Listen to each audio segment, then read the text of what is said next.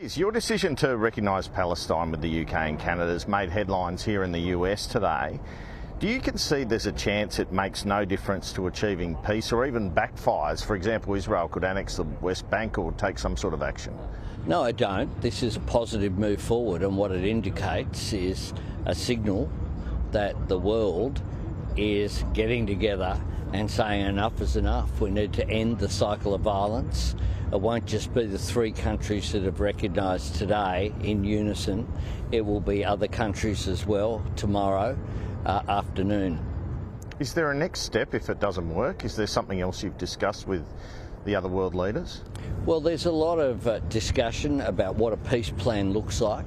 In the short term, of course, that means a ceasefire, it means the release of hostages, it means an end to the hostilities that are having such a catastrophic humanitarian impact on people in Gaza, as well as, of course, we want to see the hostages released, and for their families it's been an awful 2 years having to deal with that as well. But it also signals that the world wants to move forward. They understand that we can't just continue to have a cycle of violence with wars, with conflict, with ongoing insecurity. And that's why I think the real breakthrough was the Arab League decision, condemning the October 7 atrocities, saying that Hamas could have no role in the future state of Palestine, and also recognising that Israel has a right to exist and that would be a part of moving forward in a constructive way. Benjamin Netanyahu doesn't seem to be listening to it. If you're trying to put pressure on him, he's called it an absurd prize for terrorism. What do you make of those comments? Well, he of course has a view, but he doesn't speak for every Israeli.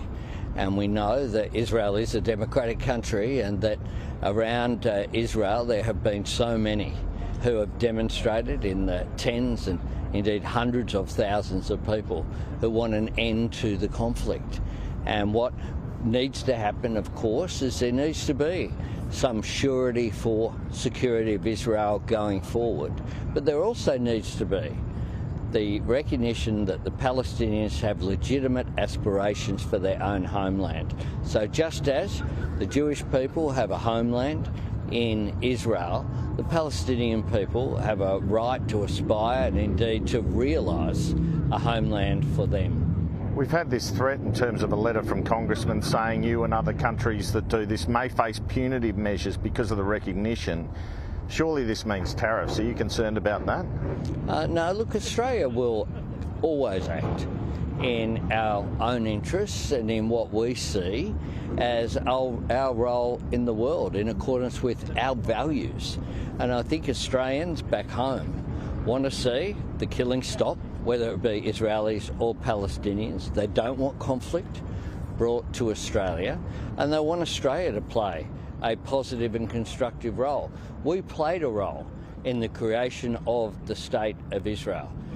Dr. Everett was the first vote that was cast, indeed, at the United Nations to create or recognise that state. But at that time, of course, it was envisaged that there would be two states. There's been a bipartisan position for almost 80 years for a two-state solution. What we have done in recognising Palestine is to make the logical next step, because the two states, one of them is Israel, one of them is Palestine. Are you definitely not having a formal bilat with Donald Trump this week? No, well, we'll wait and see, but I won't be preempting those issues. We, of course, I look forward to meeting with President Trump at some stage. We've had 4 constructive discussions. I'll see him tomorrow night at the function that he's hosting.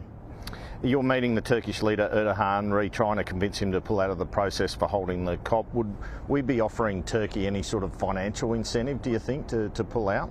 There clearly will need to be some compromise on both sides in order to move forward. I don't want to preempt those discussions. If it is not agreed that one or other country withdraw, and our bid, of course, is a joint bid with the Pacific, then the default position is the conference goes to Bonn. So neither Turkey or Australia in the Pacific will host. So we have reached out. There have been discussions. I previously have had discussion with President Erdogan and also his foreign minister. Minister Bowen has had discussions. Minister Wong has had discussions. We're hoping that it can move forward. And just finally, what are you hoping to achieve in terms of the social media ban for under-16s and the forum you're holding here? I want to see a greater recognition from countries who are having a look at what Australia has done, the leadership we're providing, and are either considering or are definitely joining in. So people such as the Greek leader Mitsotakis will be there, the European Union Ursula von der Leyen will be there as well. This will be an important event where Australia is showing leadership, but this isn't an issue that's confined to Australia. Parents around the world are concerned about the impact that social media is having on their young ones, and no parent should face the loss of a young child that unfortunately has happened not just in Australia, but has happened in other jurisdictions as well.